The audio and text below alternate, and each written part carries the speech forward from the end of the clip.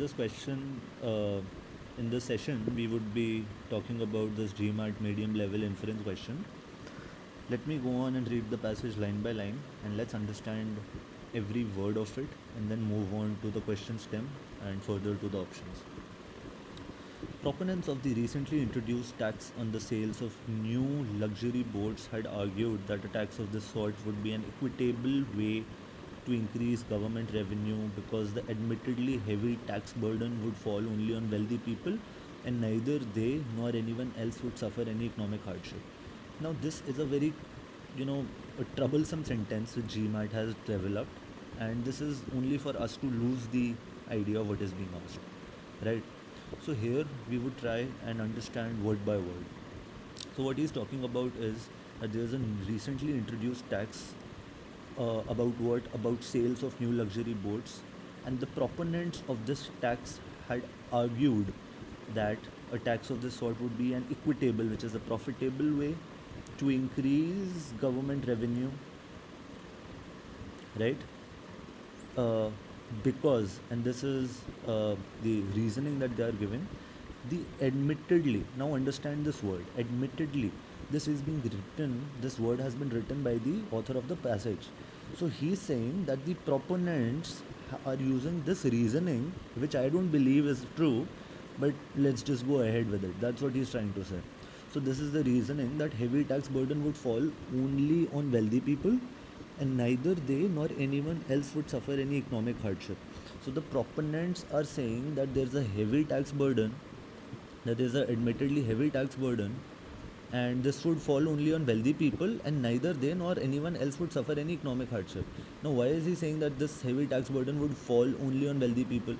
They are saying that because the proponents are saying that because the luxury boats are a very costly segment, right? So only the wealthy could buy it.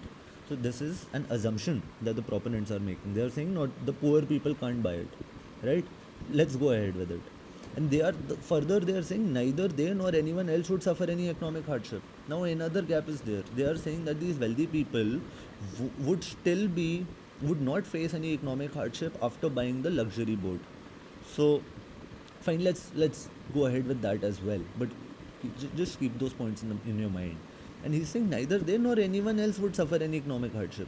So they are assuming that anybody else cannot buy these luxury boats. So we can see three gaps here, right?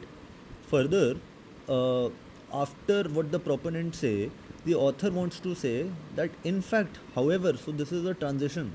So now the author is saying, in fact, however, 20% of the workers employed by manufacturers of luxury boats have lost their jobs as a direct result of this tax. So he is saying, man, what you are saying is wrong because you are saying neither they nor anyone else. See, anybody else is being affected. 20% of the workers employed by manufacturers of luxury boats. So they've lost their jobs because of this tax, right? So moving forward, let's understand the question stem. The information given, if true, most strongly supports which of the following. So he's saying most strongly supports. So we have to find which is closer to the shade of totally inferable, right? We have to find things which are totally inferable from the passage, but he's saying most strongly supports. So I would say somewhere there. So the first one is the market for luxury boats would have collapsed even if the new tax on luxury boats had been lower. First, we do not know that. Had the tax been lower, we do not know if they would have the market would have collapsed or not. Second thing which is coming to my mind is that we don't even know if the collapse happened now with the high tax. Where did he say that the market has collapsed? Right? So we don't know that, and even if we believe that, fine, even if it collapsed right now, we don't know if it would with low tax. So on the basis of this, I am rejecting it. Moving forward, the new tax would produce a net gain in tax revenue for the government only if the yearly total revenue that it generates exceeds the total of any yearly tax revenue decrease resulting from the workers' loss of jobs.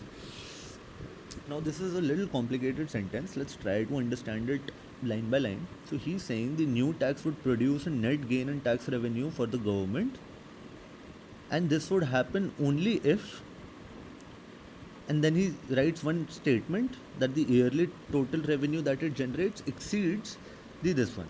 So, the first one is the yearly total revenue that it generates. So the new tax is generating some revenue, right? Something is coming to the government's piggy bank, right? So he's saying that if the yearly total revenue that the government is generating exceeds the total of any tax revenue decrease resulting from the workers' loss of jobs, then this new tax would produce a net gain in tax revenue. So this is, he has written only if. So this is a necessary and a sufficient condition, that only if this happens, then this happens. So only if this happens, this would happen. A net gain would happen. So I'm keeping this for now. Because many people never buy luxury items, imposing a sales tax on luxury item is the kind of legislative action that does not cost incumbent legislators much popular support. So uh, he's saying that many people never buy luxury items. So this is a wrong assumption. Uh, we cannot infer this from the passage. Maybe many people do actually buy luxury items. Think of countries like Luxembourg or Monaco, where majority of the people are above super rich, so they do buy such items. So he's saying that on the basis of this, this is the kind imposing a tax on luxury items is the kind of legislative action that does not cost incumbent legislators much uh, popular support. So he's saying that the people who are still in power, uh, and when this happens, uh, because many people never buy, imposing a sales tax on luxury items is the kind of legislative action that does not cost incumbent legislators much popular support. So he's saying does not cost. When he says that, he means that a lot of support is not lost here, right? So he's trying to say that a lot of people here are poor and they cannot buy luxury items, and because they cannot buy luxury items, the government which is still in power will not lose its power because these people are not affected by the tax. That is what he's trying to say. And I'm trying to argue it by saying that we cannot infer this. Many people do actually buy luxury items in countries like Luxembourg and Monaco, and there they would be affected by it. And because they are affected by it, it would mean that the support might be lost there. So this is wrong. Before the tax was instituted, luxury boats were largely bought by people who were not wealthy. So this is an assumption. He's saying that the luxury boats were largely bought by the people who were not wealthy. The passage just does not say that, right? We do not know if the luxury boats were bought by the people who were not wealthy or were wealthy. Just because 20% of the people who are in the manufacturing sector of luxury boats are affected by the by this tax regime does not mean that they were bought by people who were not wealthy. First, he is saying largely, and we do not know if they were or they were not, right? Just because the workers who are working in the this thing manufacturing industry are hit by tax does not mean it was largely bought, right? So taxes can be equitable only if their burden is evenly distributed over the entire population. This is not true.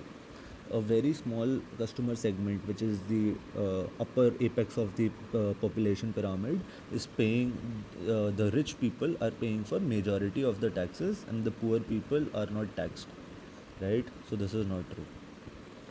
Hence, this is our answer.